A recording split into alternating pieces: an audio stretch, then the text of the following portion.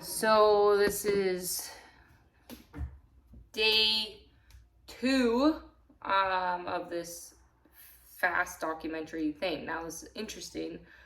Like I did so I've gone a day without eating before, like this most people have. By chance, I think, who knows, right? I've been psyching myself up for this, I'd say mentally. I'm going, it's the psychological things that are interesting, but I just weighed myself. Yesterday I was 128, today I'm 124. I haven't been 124 in a little while with this inflammation and stuff.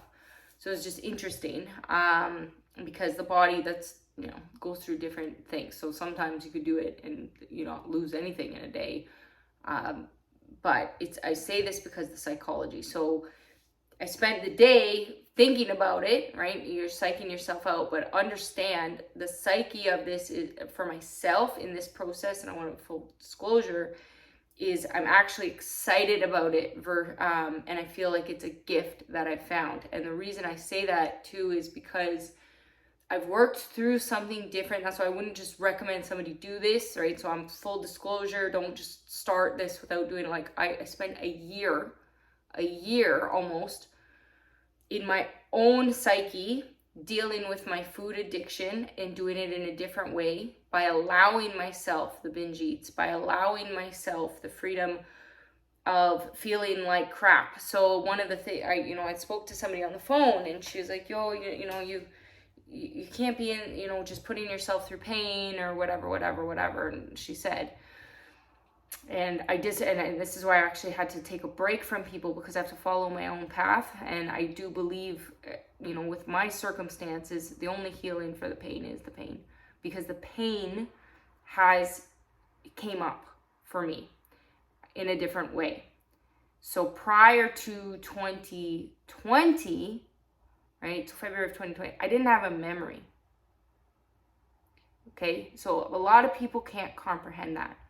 I had a memory enough to know things. So it's like I knew I was abused, right? In my life, I knew I was abused, but I had never really discussed it. So 2018 is when a lot of this triggered for me. If I really look back now that I got my memories in 2020, and I've been doing a lot of reflection. So the last 3.5 years, I've been spending in a PTSD reflection. The last year, I've been spending in my food addiction and going through something different by allowing it.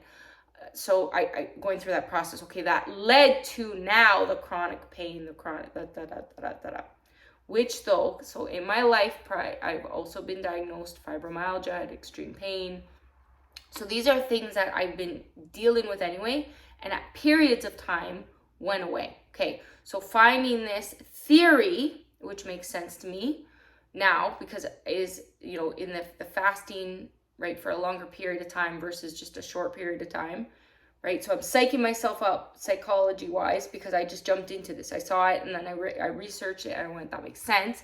But I'm also jumping into something to try it because I'm hearing more and it makes sense, and I'm seeing people with their results and everything because why? I've tried everything else. And I'm in a situation where, I have chronic inflammation. I do have lesions on my brain. I have issues. My health has been declining. So there's so many different factors. So the psychology piece, right? I've been misdiagnosed. I've understood, I've looked at my life and I've gone, these doctors have been completely wrong, right? At least the ones that have treated me. I can't say all doctors, right? Because are bad. That's not what I'm saying. However, I've dealt with hundreds in my life and they've all been wrong, okay? So I've had to follow a different path. Also, on the medical side, though, for my physical conditions, I'm getting the tests, I'm getting the blood work, I'm getting the thing, blah, blah, blah. So that part, I can't say, right, that's not, I'm just doing something else, okay? And I'm having to use myself as a guinea pig because there's really nobody else I've met in my life that has my circumstances that have been so extreme. At least for all of these things piecing together, that many people in life have way more extreme situations with different things. That's also why I do the spiritual side of me, why I do what I do. And I say, and I don't really talk about though, is because I never want anyone to feel the way I felt. So I spent my whole life minimizing. That's another thing I was talking to this girl about. She had been through rapes. She had been through sexual trauma. She had been through abuse, everything. She's fully against all supplements, fully against all medications. I don't have that viewpoint either, because I believe that I believe there has to be, as humans, like a science component, which is why I say I'm an unconventional scientist. I'm healing through this in my own way after cleansing meds, but that doesn't mean I'm against all meds. That's not what I'm saying. And against all supplements, that's not what I'm saying, because I believe in human evolution. And I study the brain. I believe in that, and because I have a brain condition, I'm working through that, and then the physical things. So she doesn't believe in that.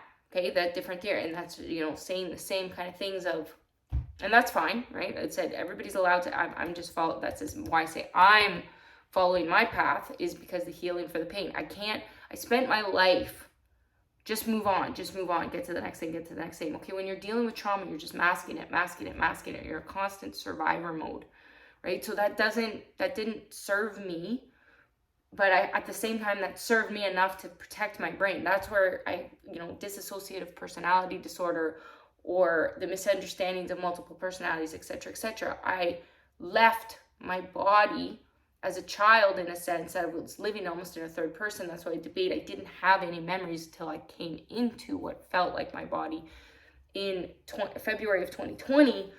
But trauma comes back in a reaction, and that's where I looked for myself, like a schizophrenic or seizures, schizophrenic, paranoid. But I explained, because my body and my brain it was like being in two different places. I had no control over my body and my brains. I've been working through that. So that's a component of the PTSD and the healing. I believe food is also attached to that. When we have a craving, when we eat something, when we do something, it has a very much a chemical effect on our bodies. Everything we do, our skin is our biggest organ. So when I'm in a different environment, when it changes, well, I'm sucking in different things. Okay, well, now there's the environment of the energies of people around, which is emotions, feelings, etc. Well, I've also taken a very big step back in my life, right? And that's the blessing where I'm able, I love people. That's been my biggest issue. I love people, but I didn't love myself. So I didn't know how to set boundaries for myself, and I was taught in my life I wasn't allowed, right? So people that grew up on I'm a survival brain, the type of traumas, the type of abuse, the type of, right, the people that were, I felt or I thought were the people that I could trust, I couldn't be trusted. Like, so I'm working through all that, because why? At the core of that, though, I have to understand the world is a mirror reflection of our own beliefs. So in a way, no, the abuse was not my fault, but in a way, all my, I've attracted abuse because that's what I believe at my core I deserve. Okay, well, I have to heal that. So I actually believe that's caused me physical problems. It's too, like, it's taking in energy. So even weight in, weight out, right? Or what we eat, what is a calorie? It's energy. You take in a food, you take in a thing, that's an energy. So so in this process of eliminating, and also I have to recognize in having a food addiction, but though giving myself the space to eat, to work through the feelings of, okay, now I feel like a loser, a failure, I'm not good enough because my body, I don't look a certain way, because also I was a model. So that's very confusing, because too, and also not feeling. So I would take a picture, I'm modeling, but almost looking at myself goes back to the dissociative personality, that's not me. So when I look at myself this way too, even in my own, that's the issues, I don't feel that way. So this is a big like body dysmorphia, or valuing of a parent, like low self-worth, where these things come from. So I'm doing a different thing, and I'm going to document this process continuously, so I feel like my psyche on this is optimistic. Now it's going to change, like it's going to go up and down. Yesterday, in the afternoon, I was like, what the hell, this was a stupid idea, and that was only like one day, right? It's like in the afternoon, and I was obviously getting very hungry, and then the headache started getting in, right? But I'm also so in my head, because I also spend so much obsessive time with my own thoughts, which more people, and without so much distractions, because I eliminated that from my life in order to do what I'm doing. So yeah, this is day 2, and we'll see how this goes.